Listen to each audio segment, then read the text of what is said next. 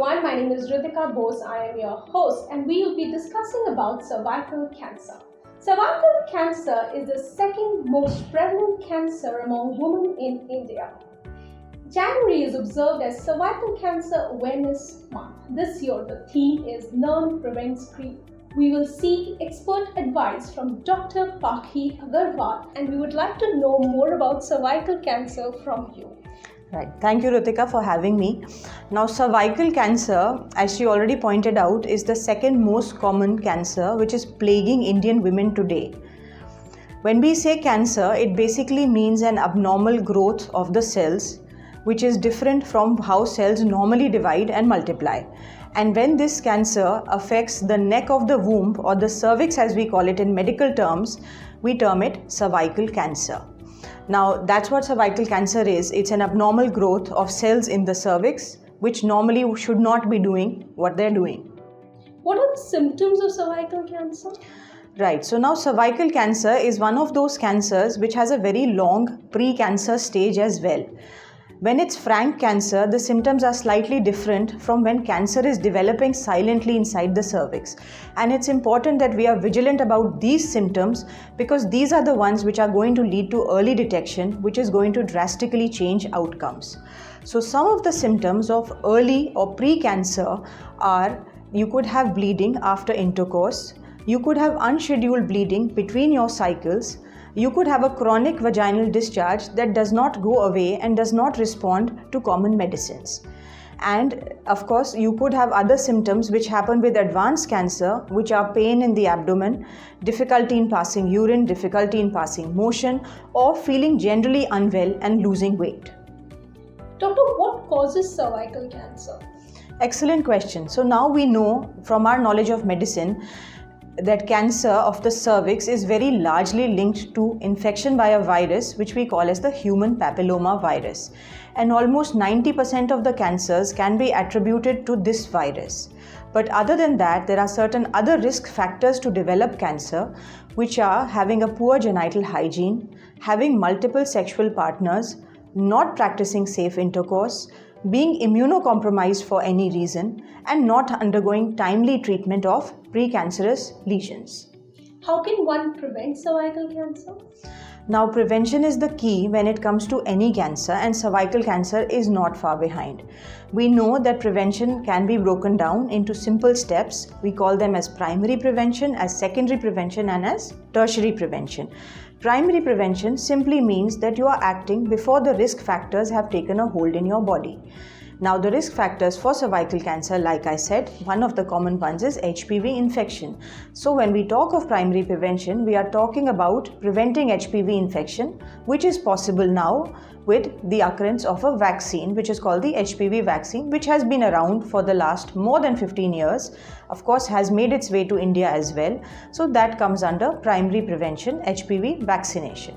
When we talk of secondary prevention, it is prevention in women who already have the risk factors, but we are trying to detect cancer early. Herein comes the role of what we call as a screening test or a pap test. So all of you may have heard of the pap test. Anyone who is of the eligible age should have a regular gynae checkup and present themselves to a regular pap smear testing to be able to detect this cancer, especially in the precancerous stage. And when we talk of tertiary prevention, it is in women who have developed the precancer. We are detecting it early and we are treating it early. And we do that by means of special devices which we call a colposcope. So that in a nutshell is what prevention of cervical cancer is all about. So as you mentioned about HPV vaccination and pap smear, at what age should one take HPV vaccination? Right. So HPV is a virus which is sexually transmitted, i.e. it enters the body with sexual intercourse. So the ideal age to vaccinate is before the onset of sexual activity. And the WHO and various guidelines across the world have deemed that the age group between 9 to 26, based on various cultures, is the appropriate age to go ahead and get vaccinated. And within this spectrum also, we say that if we target girls between the age of 9 to 15, and this includes boys also in other parts of the world, so eligible children up to the age of 15, if they undergo this vaccination, then the protection from this virus is upwards of 95%. At what age, doctor, do you suggest that one should take their first preventive cervical cancer test? Right. So when we talk of the pap smear test, it is generally begun after the age of 25 and it goes on up to the age of 65. This test is carried out 3 yearly. Now many annual health checkups offer this test yearly as well, but there is no great advantage of screening more often than needed. So if at all, you must have a test every 3 years. And if we offer HPV testing as well along with this test, so we do a pap and an HPV test, then this screening interval can even be extended up to 5 years. So if you have a screening once in 5 years and it is normal, that means you can be reassured that your risk of developing cancer is extremely low. And also the starting of this test, although I said it is 25 years, in populations where sexual activity starts much earlier, we say that somebody who has been sexually active for at least a year can go ahead and have this test. Doctor, if someone is detected during pregnancy with cervical cancer, can they go ahead with that pregnancy? Yes, that's a very pertinent question. We are seeing cancers occurring more often now in younger women, and these are the more aggressive cancers. But yes, if cancer does occur with pregnancy, we take a lot of factors into consideration. How advanced is the pregnancy, how precious is the pregnancy, and what is the stage of cancer. And based on that, there are some therapies which can be safely administered in pregnancy in the second and third trimesters. It is okay to take chemotherapy if it is needed to shrink the cancer.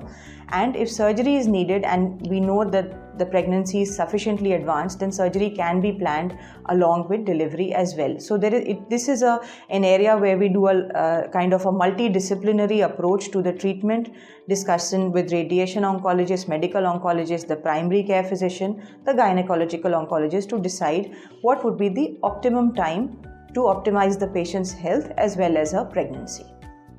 Doctor, is it transmissible from the pregnant mother to the baby? Well, no, cancer cannot be transmitted like can certain other infections.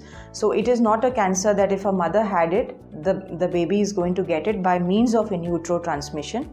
But having said that, there is a 5% genetic component to cancers that we are now detecting. So 5% of cancers can transmit in families due to faulty genes, and the genetic aspect of it is what is transmissible, but not a direct transmission of the cancer from the mother to her baby. Doctor, what message would you like to give to women for their overall well-being? Right, so I would urge all women who have never had a pap test to read about it, meet your gynecologist, ask for the test. I would request those who are of the eligible age, who have daughters who are teenagers, to read up on the vaccine, find out its benefits other than those that I have already highlighted. And if you are convinced enough, then yes, go ahead and meet your doctor and get vaccinated. And if you have been detected with a problem, don't be scared. Don't think that it is the end of the world. There is medical care has advanced by leaps and bounds, and there is treatment for every problem, even cancer. Thank you so much, Doctor, for your insightful words.